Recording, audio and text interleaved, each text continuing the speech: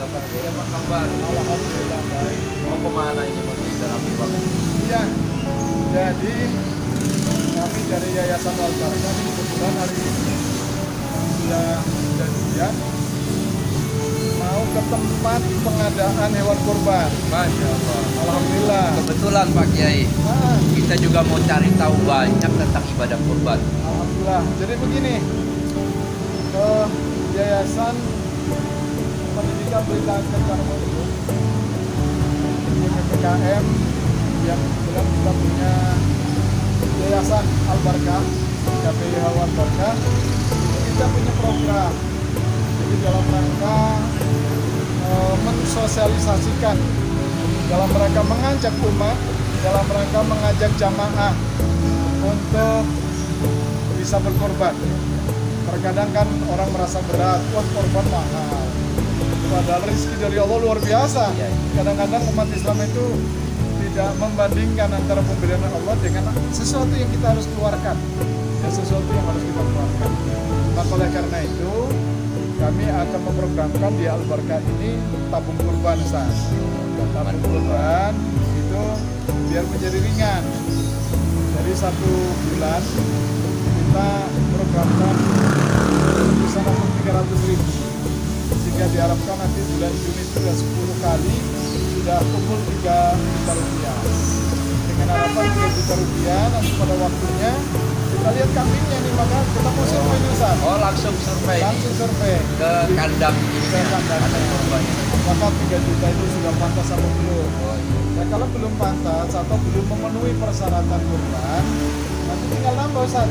Wah, Kan kebetulan nih Pak Kiai, saya Nah, mumpung kosong nih, kalau boleh bareng-bareng nanti. kalau boleh Bareng-bareng sekalian nanti. ikut ini biar Kita punya modal 3 juta, nanti kalau misalkan nambah, tinggal dikit nambahnya, jadi ringan.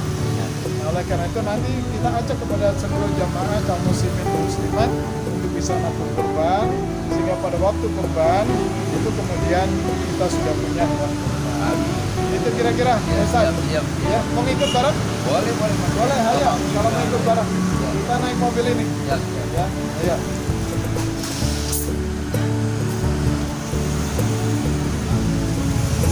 Kita mau ke tempat kambing dulu. Terima kasih. Assalamualaikum warahmatullahi wabarakatuh. Ya, Assalamualaikum warahmatullahi wabarakatuh. Kita berada di dalam kendaraan ya. Ada Mas Koko di sini. Ya. Udah masih ada narasumber kita ya. Nanti kita bisa tanya-tanya tentang kurban dan akikah. Ya, di belakang kita sudah ada Pak Ustadz Sadirin dan Ustadz Wisnu ya. Berbincang-bincang mengenai hukum syariatnya kurban dan akikah. Ya, kita sekarang sedang meluncur ke tempat, berada di Depok ya Pak Haji ya. Ya, Depok. Nanti kita bisa ketemu dengan peternaknya langsung di situ. Ya, kepada jamaah sekalian, mudah-mudahan perjalanan ini bisa bermanfaat ya untuk thalabul ilmi. baik Pak Kiai.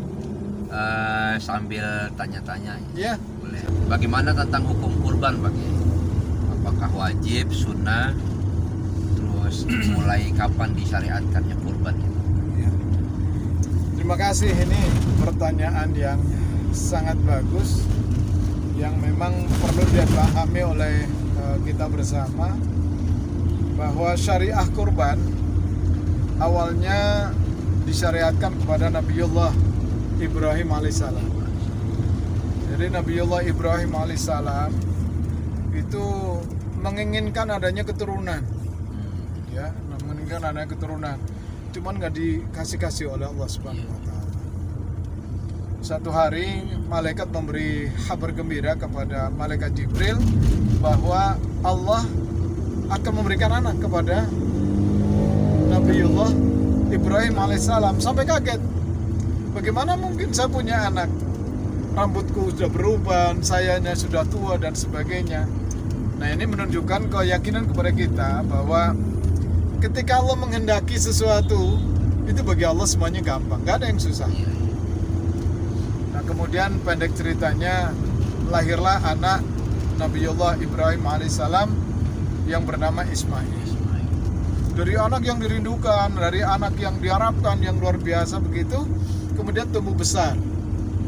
Nah, ketika tumbuh besar, anak kesayangan yang diharapkan, yaitu Nabiullah Ibrahim alaihissalam, anaknya juga kemudian menjadi nabi. Kemudian Nabi Ibrahim itu bermimpi, bicara dengan anaknya, wahai anakku, saya bermimpi bahwa saya diperintahkan untuk menyembelih engkau. Menyembelih siapa? Nabiullah Ismail alaihissalam, sang pemuda yang sangat diharapkan luar biasa oleh ayahnya. Hebatnya itu si pemuda Ismail alaihissalam, ya abatif al matukmar satajiduni insyaallah minasyakirin. Wahai ayahku, laksanakan perintah Allah Subhanahu wa taala itu, ya, dan mudah-mudahan kita termasuk golongan orang-orang yang bersyukur. Kemudian Nabiullah Ibrahim alaihissalam mengajak Ismail. Nah, kita para jamaah haji mengingat di mana pertama kali korban itu dilaksanakan oleh Nabiullah Ibrahim alaihissalam, yaitu di Mina, yaitu di Mina. Area sekarang bagi jamaah haji nanti napak tilas nostalgia adalah di area Jamarot. Nah, kenapa di Jamarot kemudian dibuat jumroh, kemudian kita lontar? Itu adalah karena ketika itu diceritakan bahwa ketika Nabiullah Ibrahim alaihissalam itu akan menyembelih putra kesayangannya Ismail, itu digoda oleh setan. Lalu Ibrahim alaihissalam itu melempar dengan batu setan-setan itu. Pindah tempat, Pak. Kemudian begitu mau motong lagi, setan berteriak lagi, Ibrahim, apa kamu gak sayang? Anak yang sudah kamu harapkan selama ini kamu sembelih. Ibrahim lempar lagi dengan batu-batu kerikil dan sebagainya. Pindah lagi Ibrahim. Sampai 3 kali. Nah, 3 tempat yang tempat memotongnya Ismail, itulah yang kemudian kita bersama-sama jemaah haji nampak tilas dengan melontar jumroh. Karena itu ketika melontar jumroh, jumrohnya itu adalah ula, wusta, dan aqobah. Makanya ketika kita melontar jumroh, itu mengikuti doanya bagaimana mengusir setan. Bismillahi Allahu Akbar, rajman lisyayatin waridalir rahman. Bismillah, Allahu Akbar, saya melontar setan. Rajman lisyayatin waridalir rahman, dan mengharap ridho Allah Subhanahu wa taala. Nah, ini Ustaz filosofi. Kenapa kemudian kita melontar setan? Sesungguhnya bukan setan yang ada di jumroh itu, tetapi adalah setan yang ada pada diri kita. Nah, itu kita melontar kebakhilan, kekikiran, ketidaksyukuran kita kepada Allah Subhanahu wa taala, kita lontar dengan apa? Kita mengharap ridho Allah dengan cara apa? Memotong hewan kurban. Jadi ketika udah begitu yang ketiga itu Nabiullah Ibrahim alaihissalam akan memotong Ismail, seketika itu pula lah kemudian Allah mengganti dengan kambing domba. Nah, sejak itu maka bukan orang yang kita korbankan, bukan anak yang kita korbankan, tetapi adalah hewan, hewan kurban. Nah, sejak itu kemudian disyariatkan memotong kurban, dan kemudian diikuti oleh ajaran agama Islam, karena Islam ini diperintahkan oleh Allah anittaba'a millata Ibrahim, mengikuti agamanya Nabiullah Ibrahim alaihissalam. Sejak itulah kemudian baginda Rasul Muhammad SAW mensyariatkan memotong hewan kurban bagi yang mampu. Nah, ulama, nah tadi ada pertanyaan bagaimana hukumnya, begitu ya. Bagaimana? Nah, ini penting untuk kita ketahui bersama. Imam Hanafi CS itu mewajibkan, hukumnya wajib berkurban bagi yang mampu. Mazhab Hanafi. Bagi yang mampu itu wajib untuk berkorban, Ustaz. Karena apa? Dasarnya firman Allah di dalam surat Al-Kautsar. Inna a'tainakal kautsar fasalli li rabbika wanhar inna syani'aka huwal abtar. Nah, Nah itu di dalam tafsirnya Al-Quran terjemahan Kementerian Agama, Inna a'tainakal kausar. Al-Kausar itu diterjemahkan sebagai nikmatun katsirah. Sesungguhnya aku Allah telah memberikan kepadamu nikmat yang sangat banyak. Nah kita merasakan nikmat Allah betapa banyaknya. Cuman sekali lagi banyak umat manusia yang ketika menerima rasanya sedikit. Tapi begitu mengeluarkan, ya seperti mengeluarkan untuk kurban 3 juta misalkan gitu minimalnya gitu, banyak amat, mahal amat gitu. Padahal itu tidak sebanding dengan yang Allah berikan kepada kita yang disebutkan inna a'tainakal kautsar. Sudah diberikan nikmat yang sangat banyak. Nah karena kita sudah diberikan nikmat yang sangat banyak, Allah minta coba kamu bersyukur kepada Allah dengan cara sholat. Coba kamu berterima kasih kepada Allah, kepada umat yang kekurangan dengan cara memotong hewan kurban. Hewan kurban itu ibadah yang kita laksanakan berpahala untuk kita, dan hewan yang kita potong itu adalah untuk kesejahteraan masyarakat. Maka kurban ini termasuk ibadah ijtimaiyah, ibadah sosial. Ya, kita nih ada melaksanakan perintah Allah mendapatkan pahala. Orang yang merasakan daging dari hewan yang kita potong, mereka juga mendapatkan kegembiraan dan kesejahteraan. Itu kira-kira Ustadz. Makanya kita, ayo yang punya rezeki, yang punya kemampuan, yuk kita berkorban melaksanakan perintah Allah dan peduli kepada masyarakat yang membutuhkan. Alhamdulillah kita sudah sampai di UD hewan kurban ya, dan kita melihat kambing-kambingnya segar-segar yang nanti kita bersama akan berkorban. Pusatnya di sini gitu, dan jangan khawatir Bapak dan Ibu, dimanapun Ibu dan Bapak akan berkorban, dari sini nanti kita akan kirim ke tempat lokasi di mana akan dilaksanakan korban. Umat Islam itu disyariatkan berkorban itu setahun sekali apa lebih dari itu? Iya, itu pertanyaannya bagus. Ini yang kadang-kadang pemahaman di masyarakat keliru. Jadi kadang-kadang memahaminya karena korban di musim haji, maka mereka beranggapan bahwa korban itu seumur hidup sekali kayak kewajiban haji. Nah sementara haji seumur hidup sekali. Nah kalau korban itu siapapun yang berkemampuan setiap tahun, kita tahu Ustaz, itu sunnah mu'akkadah, sunnah yang sangat ditekankan baginya untuk memotong korban.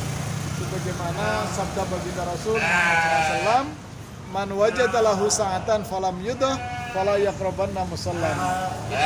Barang siapa yang pada waktu datang Idul Adha punya kemampuan tetapi dia tidak mau berkorban, kata baginda Rasul, nggak usah lagi dekat-dekat musala saya. Ada satu hadis lagi, man wajada lahu sa'atan falam yudah falyamut in kana yahudiyan wa in kana nasraniyan. Ini sangat naudzubillah. Barang siapa yang punya kemampuan pada datangnya Idul Adha lalu tidak mau berkorban, maka kata baginda Rasul, silakan mati, milih Yahudi atau milih Nasrani. Tentunya kita tidak mau dong, ya. Tentunya kita tidak mau Muslim kok matinya menjadi Yahudi atau Nasrani. Karena itu, mari kita laksanakan berkorban pada saat setiap Idul Adha kita punya kemampuan, kita laksanakan. Ini nggak cukup sekali seumur hidup ya. Pokoknya nggak datang. mampu gitu ya, ada rezekinya terus. Iya. Ciri-ciri. Ini kurban itu yang dibolehkan itu hewannya apa saja nih Pak Kiai? Oh iya. Nah, Jadi awalnya memang domba, tapi kemudian syariah Islam itu hewan apa yang untuk berkorban? Yang pertama unta. Unta itu untuk 10 orang. Ada sapi, itu adalah untuk 7 orang. Nah, di Arab Saudi saya nggak pernah lihat kerbau. Tetapi di Indonesia kerbau itu dinisbatkan dengan sapi untuk 7 orang. Nah, kemudian kambing biasa, ini seperti ini Mas Agus, kambing biasa. Nah, kemudian boleh juga kambing domba. Nah, kambing domba ini kalau usianya sudah minimal 1 tahun. Nah, kambing biasa 1 tahun masuk 2 tahun, Ustaz. Nah, kemudian ada ciri-cirinya. Mari kita lihat. Ciri-cirinya hewan yang sudah yang boleh dikurbankan itu seperti apa itu? Salah satunya adalah hewan yang giginya sudah poel. Nah, atau udah ganti. Nah, ganti ini lebih besar daripada gigi awalnya.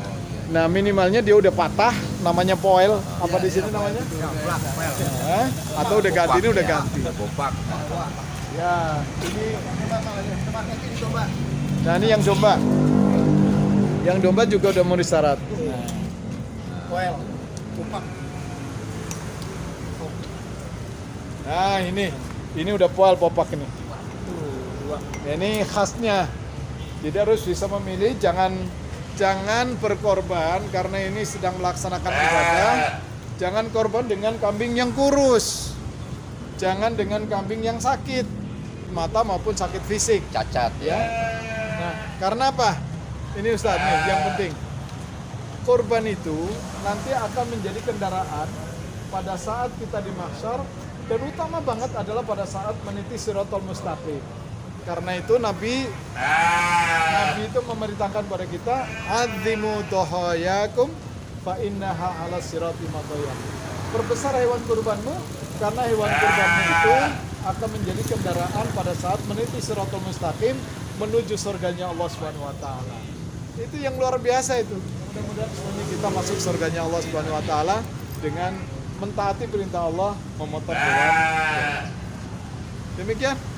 Terima kasih Pak Kiai. Ya, Mudah-mudahan sama-sama. penjelasannya ini jadi motivasi buat Alhamdulillah. kita semua. Mudah-mudahan. Ya, kita ada rezeki, ayo kita sama-sama berkurban. Ya, Assalamualaikum warahmatullahi wabarakatuh. Ya, kita sekarang sudah ada di daerah Depok ya. Kita sudah sampai, kita lihat hewan-hewan kurban yang ada di markasnya hewan kurban bersama. Kita sudah sampai bersama tim kita.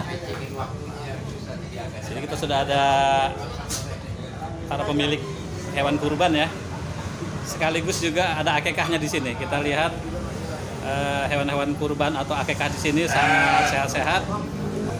Kita lihat bagaimana pemeliharaan di sini tentang hewan kurban dan akekah. Kita akan nanti berbincang dengan nanti para yang mempunyai peternak di sini. Oke, selanjutnya akan kita tanya. Terima kasih. Udah hewan bersama. Ya, UD hewan bersama nih keluarga besar peternak yang ada di Depok. Nah, ini Kang Aang nih. Assalamualaikum. Waalaikumsalam warahmatullahi wabarakatuh ya. Sehat Kang Aang? Alhamdulillah. Kita mau tanya-tanya nih Kang Aang nih ya tentang hewan kurban yang ada di UD bersama. Ya, ini kita perkenalkan juga. Ini Kang Aang akan memperkenalkan orang tua dari Kang Aang. Silakan. Baik, terima kasih. Ini Assalamualaikum warahmatullahi wabarakatuh. Sebelumnya perkenalan, nama saya Aang Sujana. Memang sudah lama usaha kambing, dan usaha kambing ini juga memang turun-temurun dari orang tua. Dan ini orang tua juga alhamdulillah masih sehat. Usia udah hampir 80, dan saya juga banyak belajar dari orang tua. Gitu. Wah, ini berarti usaha yang memang diwariskan oleh Orang tua. Abah ya nih. Abah ini sudah 80 tahun tapi karena memang ini usaha yang turun-temurun, insya Allah berkah nih ya Abah ya. Bagaimana nih Abah, kita berbincang-bincang tentang peternak kambing ini dari zaman dulu ya Abah ya? Iya. Gimana ya?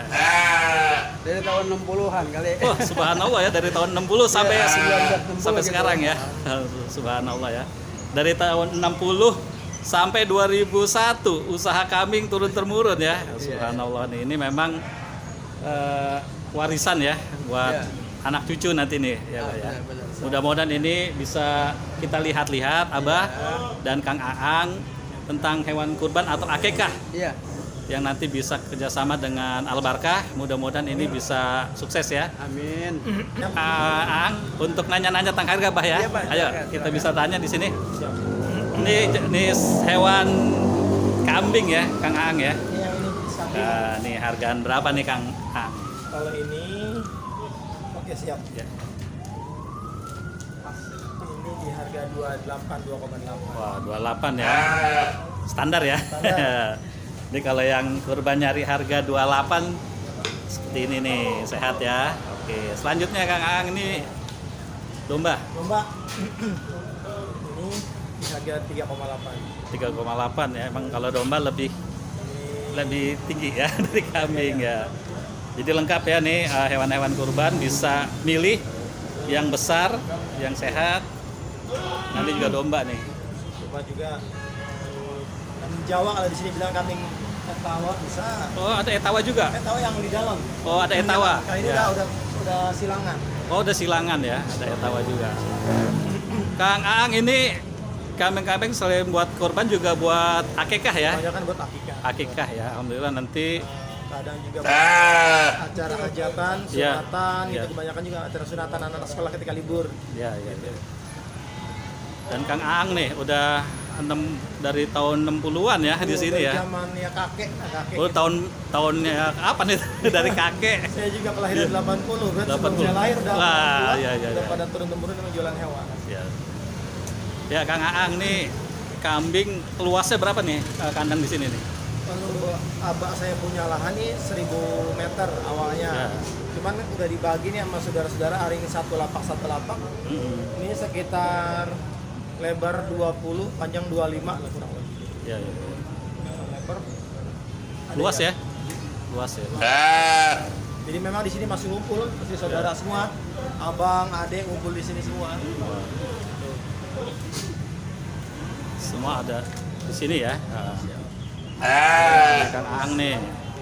Ada berapa saudara Kang Aang di sini? Alhamdulillah saya semuanya 10 bersaudara. Wow, 10 ya. Jadi 5 perempuan, 5 laki. Ya. Nah, yang 5 orang laki-laki ini terjun di kambing semua. Ya. Nah yang perempuan bagian catering di dapur. Oh iya. Gitu, jadi kerjasama. Kita bisa lihat-lihat nanti cateringnya ya. Boleh. Oh iya. Nah, ini sih kosong ada. Kosong nggak apa-apa.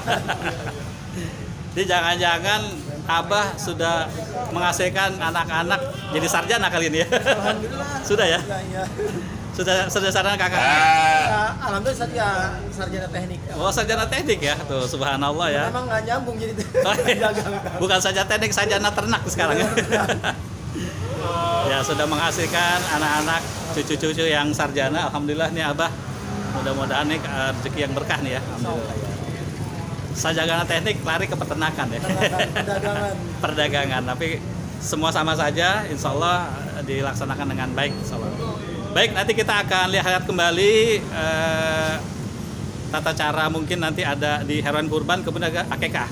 Oke, selanjutnya terima kasih. Assalamualaikum warahmatullahi wabarakatuh.